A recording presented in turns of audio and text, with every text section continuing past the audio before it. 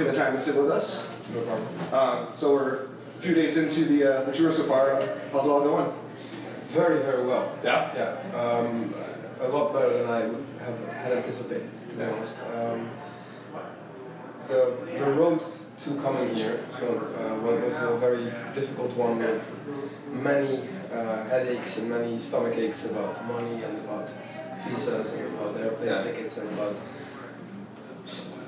the gear that we need to rent and all that stuff. It was our first tour like this. Yeah. So it was quite stressful, but of course it was a very, very, very strong feeling that we must do it. The chance to be within Solitude and Watain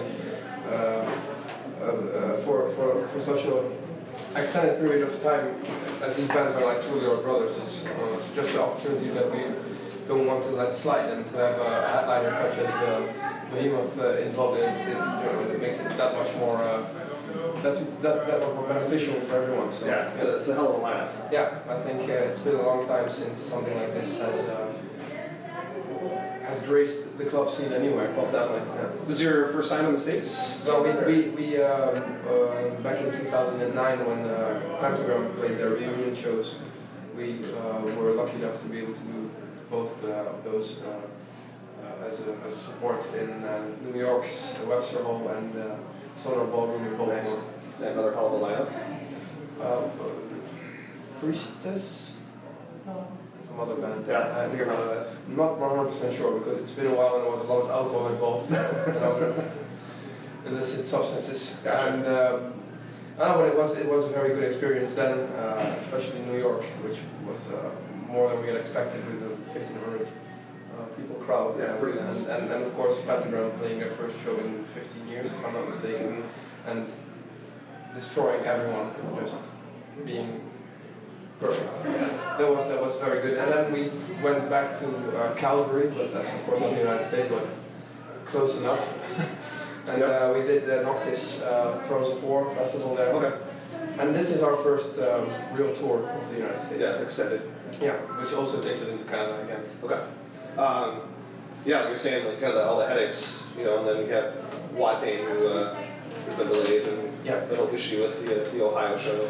Yeah. Well, that last thing is more laughable than anything else. That's just that really didn't matter to us so much. No, we don't care about in what venue we perform, and if people are too chicken shit to deal with us, then that's totally their issue. Still a word on my mouth. Yeah. Well, the one thing that was funny about your situation, if you go to their website of the particular venue, they have a slogan on the top banner saying something like, "The venue where everything can happen." So where every event can happen. I've seen that. That's quite funny if you look at it from that perspective. Yeah. So I know you've been asked a lot of questions, about inspiration and kind of, your whole history. It's very interesting, and I know a lot of it. One of the interviews you said, the focus, aren't necessarily is on me, but it should be on the band. Well, not even on the band per se. The band, yeah, the music, the words, and what these two entities can possibly awaken within the listener. That's what's most important. I think the experience of the listener is always more important than the ego of the artist. And in our case, we try to be as unimportant as we can. We try to really let the moment take us to wherever we can go. Yeah. So it's been interesting to try to do that in a relatively shorter amount of time, because in Europe we've been mainly playing headline shows of like 90 minutes, 2 hours, 30 minutes sometimes, where we can just dive into our souls and reach out whatever is in there that particular night. And now we are a little bit more back into the rock and roll structured, blast as hard and as fast and as passionate as we can, and it's working pretty good for us as well. So it's a good change of pace. Yeah. So with that focus too, is that kind of part of your continued spiritual journey to kind of let go of your ego, like you talked about? Oh, that's part of it. Yeah, definitely. I mean, the ego is one of the many obstacles that one must overcome in order to attain any kind of let's call it enlightenment, for Yeah. the sake of argument. Yeah, and that's, when I first listened to the album, it definitely it struck me. But I'll admit that at first I didn't quite kind of get it. And then, read a lot of your interviews and kind of I approached it differently. I guess probably with a little open mind to it, and yeah, definitely, like you said, it kind of seeps in your soul a bit more. Well, that's what we tried to achieve, and it's interesting to hear people's interpretations of it sometimes. Yeah. Because many of them are extremely far removed from my own, but that doesn't make them wrong or any less valuable than my own, I think. Yeah. When two people can look at the same picture and disagree on just about everything they see, then that picture is a very interesting one.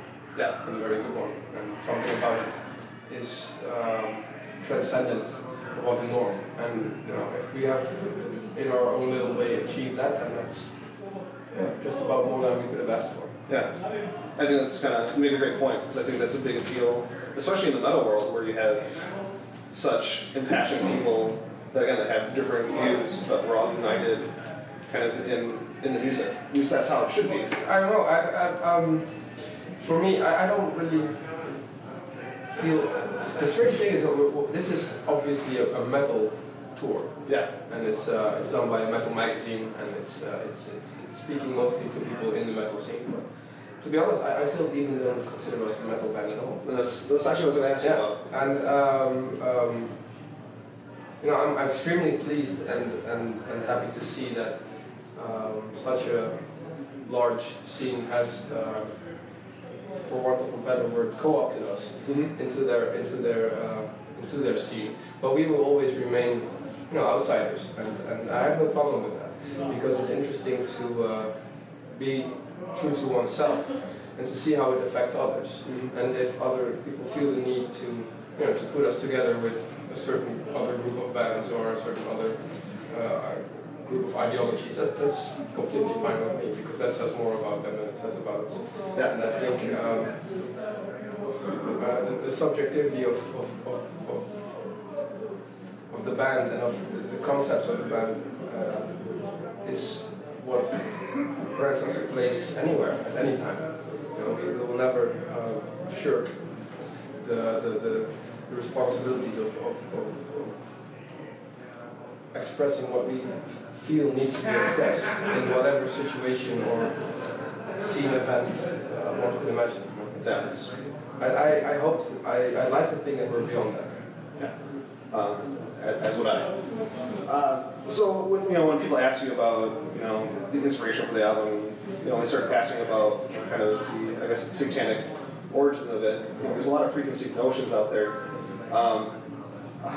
Do you try to fight that, or are you just kind of because I know you talk a lot about everybody views life differently. And it's, Well, like I said, people with preconceived notions, and everyone has them on certain areas, I suppose. But when it comes to matters of the spirit, of spirituality, and of religion, people have too many opinions about too many things, and the only thing that I can say about that which drives me spiritually is the inclination to let go of all my preconceptions, and that also means disregarding everyone else's. It's not up to me to say what someone else should think, and to be honest, it doesn't really interest me to say that. The only thing that I can do is be true to myself, and hope that the music is adequately expressing this truthfulness.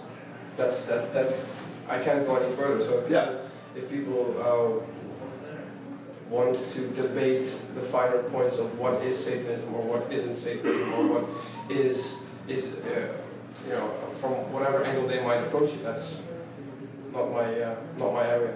Gotcha. Not interesting to me. Just feel your truth and embrace it and be true to yourself. Nice. And that's what I try to explain to people a lot, and it's a big struggle in a world where it's everything needs to be kind of cataloged. This is one of the many weaknesses of man, is that man does not fare well in freedom. Yeah, we have people embracing that chaos. Yeah, and to be able to attune oneself to chaos stronger and stronger every day, one needs to make oneself free of the restrictions that one imposes upon oneself. So it's always this circle of I against I. Yeah. So when you approach your music, are you looking inwardly, or is expressing an inward, perspectives, or are you looking at outward, like material? When I write music, I usually receive. Okay. It's hard to call it.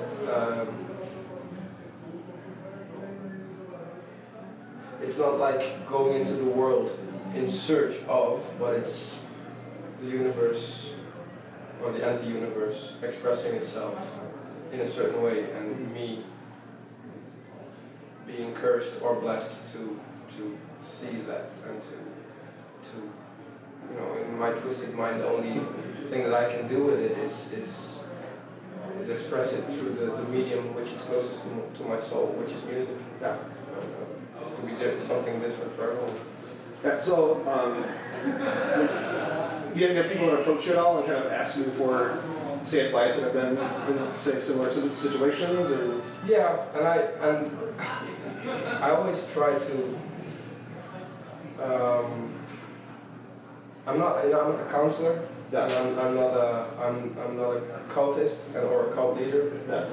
I'm not part of any brotherhood or sect or doctrine. I sail my own sea by my own winds, and even though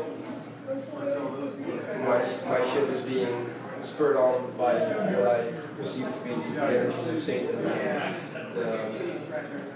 the freedom and force of chaos, I still don't have the authority or inclination to tell other people what to do or how to think or where to search, because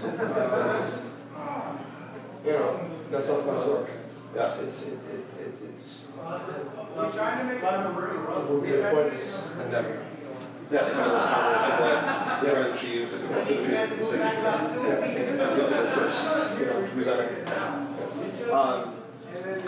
So, a lot of music, you're working with your sister. So, is this a reflection of kind of both of you? Say the music, does it come from both of you at the same time? Well, the music is mainly me. Music, but the lyrics, when I've written the lyrics, me and my sister share a long time with them. My sister is probably the only person in the world that I discuss my lyrics with. Not so much what I think about them, but more what she thinks about them. And we reach a sort of common ground, like we take certain aspects of each other's mania and build that around the words. The inflections, the tones, the requisite emotion for the piece, and we work from there. So me and my sister have this tremendously close and often painful working relationship. So, love the album, and I'm big on cover art and sleeve art and stuff like that. And looking at, you have the front fairly simple but impactful, and then on the inside we have this really colorful, dynamic sleeve art, with the lyrics and words hidden in there. Did you think about doing it the other way, or how did that come about?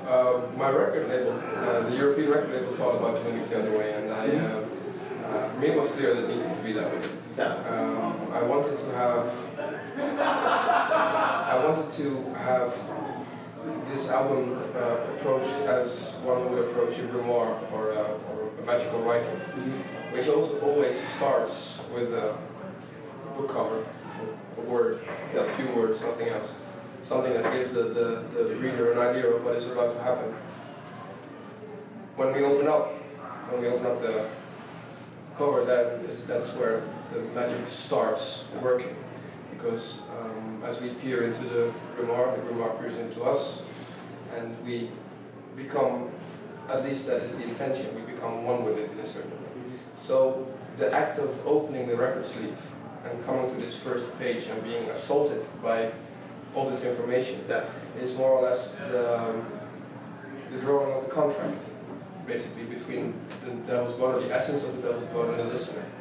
It's the motion of understanding and respecting the powers which are about to be invoked, and to also accept the responsibility for what it is about to do, what is about to happen. From here on out, there is no turning back. And you know, that was a flight of fancy that I thought was interesting to put in there. And I think it worked out pretty well. No, I totally agree, because it does. It definitely draws you in. Like you said, it's the music and even the sleeve art. You can't just kind of stop halfway. It's, you know, you're just, I don't want to say forced, but just drawn to kind of continue that journey. Yeah. It's the intention. Yeah. The artwork, is that your own artwork, or is that someone that? We had an artist that remains nameless. Okay. He worked for about a year. Each time I had a song finished, a demo finished, I would send it to him with lyrics. He would listen to it, embrace it, and you know, make it his own, and return to me with whatever it was he saw. Yeah. And I gave him no direction, I gave him no perimeters. The only thing that I wanted was colors. I wanted many colors. Yeah. And every time he turned in a page, we were just, you know, knocked off our seats. It's not so much the fact that he made something very beautiful, but the fact that it's extremely astounding what he was able to pick out of the music and out of the words without me pointing it towards him. Things that have been coded and then recoded and recoded until a certain imperative is translated into a seemingly inconspicuous bit of information, and he reverse engineered that, like, in a beautiful way, and brought the essential chaos which is behind every word, but in order to be able to put it into words, has to be structured. Yeah. He brought it back into the chaos, and thereby, you know, adding several more layers of coding about the whole thing. And, that was a very powerful experience for me as a musician, to be able to know that if I hide something somewhere, that the right kind of people will be able to find it.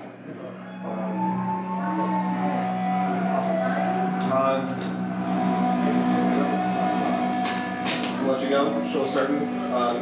Any last bit? Well, thanks for the time. Appreciate you taking the time. And we hope to be able to come to America again after this tour very soon. Yeah, looking forward to it. Okay. All right, thanks, Lee. Cheers. Cheers, man.